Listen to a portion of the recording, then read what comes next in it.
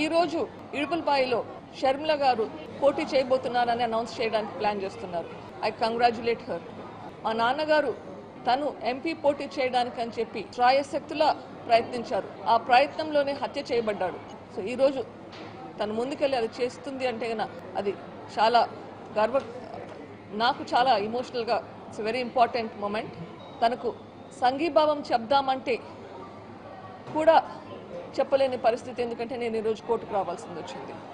పెద్దన్న YS Rajasekhara Reddy గారు చనిపోయినాక మీరు జైలుకు పోయినప్పుడు 2012 సంవత్సరంలో బై ఎలక్షన్స్లో 18 ఎమ్మెల్యేలు ఒక ఎంపీ పోటీ చేస్తే మీరు లేనప్పుడు తను క్యాంపెయిన్ చేసి తను కష్టపడి ఆ ఎలక్షన్లో 15 మంది ఎమ్మెల్యేలను ఒక ఎంపీని గెలిపించేలా కృషి చేసింది.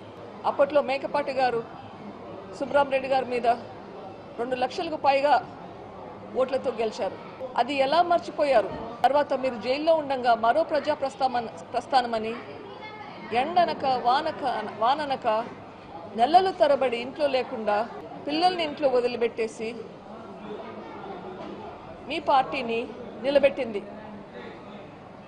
కానీ అంత కష్టపడి నిలబెట్టినాక మీరు జైలు నుంచి బయటకు వచ్చాక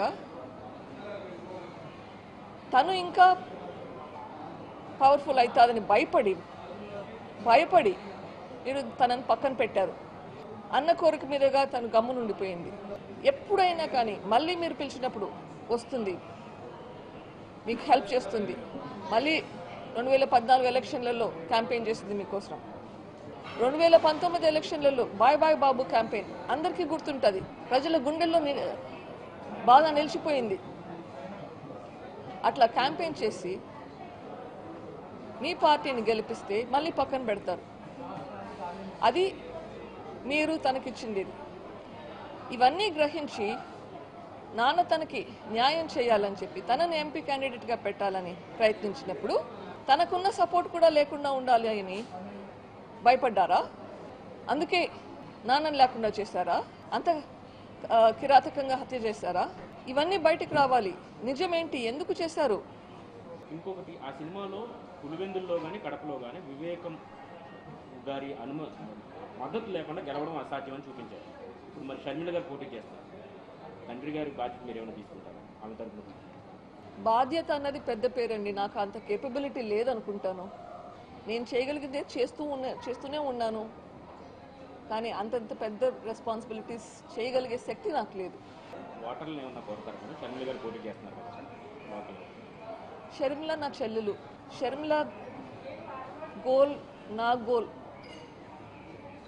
చూస్తే both are goals are the same. మా పోరాటం రిజల్ట్ ఇప్పటికైతే సేమ్ ఉంది.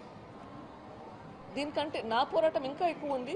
ఇప్పట్లో ఒక స్టెప్ మాత్రమే ఈ గవర్నమెంట్ పోవాలని చెప్పి నా పోరాటం ఇంకా పైన ఉంటుంది. తన పోరాటం ఆ తర్వాత తనకు వేరే పోరాటం ఉంటుంది. బట్ ఈరోజు మా ఇద్దరికి ఒకే గోల్ అయితే ఉంది. ఓకే,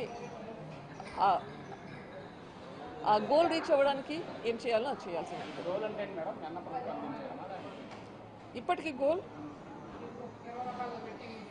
ఫస్ట్గా అవినాష్ రెడ్డిని ఓడించాలి, వీలైతే జగన్ అన్నని ఓడించాలి, వైఎస్ఆర్సీపీ రాకూడదు. అవినాష్ రెడ్డి ఓడిపోవాలి. అది ఖచ్చితంగా జరగాలి.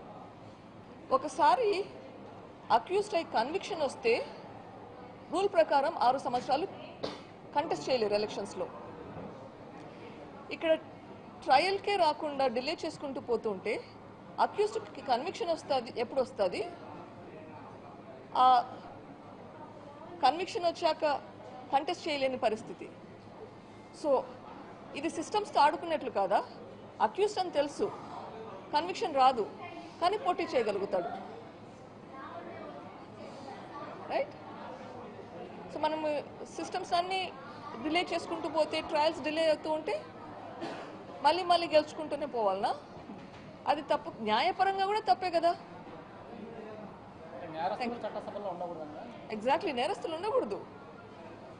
తప్పించుకుంటూ పోతూ ఉంటే అట్లే ఇంకోసారి గెలుస్తారు, ఇంకోసారి ఎలక్షన్లో గెలుస్తారు. సిస్టమ్స్ని వాడుకుంటుంటారు వాళ్ళ ప్రయోజనాల కోసం వాళ్ళే.